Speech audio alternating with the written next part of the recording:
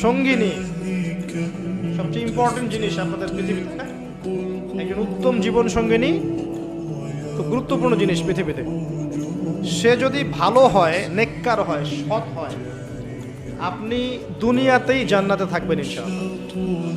আর সে যদি বদকার হয়, দুশ্চরিত্র হয় এবং আল্লাহ এবং তার রাসূলের বিরুদ্ধাচরণ করে, আপনার আনুগত্য না করে, আপনি দুনিয়াতেই জাহান্নামের ফ্লেভার পাবেন ইনশাআল্লাহ।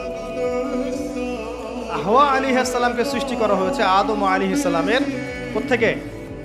পাঁজরের হাড় থেকে। এখানে একটা কথা মনে পড়লো, এটা বলার লোভ সামলাতে পারছি না।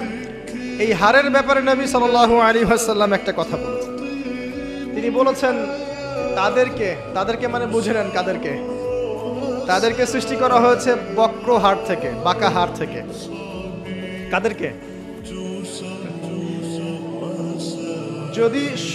যদি জোর খাটাতে চাও তাহলে হাড়টা পটাশ করে ভেঙে দেবে, আর যদি ওই অবস্থায় ছেড়ে দাও তাহলে সে বক্রই থেকে যাবে।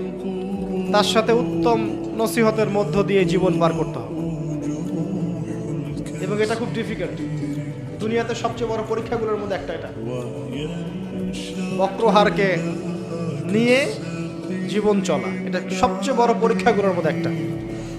এখানে আল্লাহ পাক যার প্রতি রহম করবেন সে ইনশাআল্লাহ তাআলা দেখবেন দুনিয়াতেই জান্নাতের ফ্লেভার পাবে।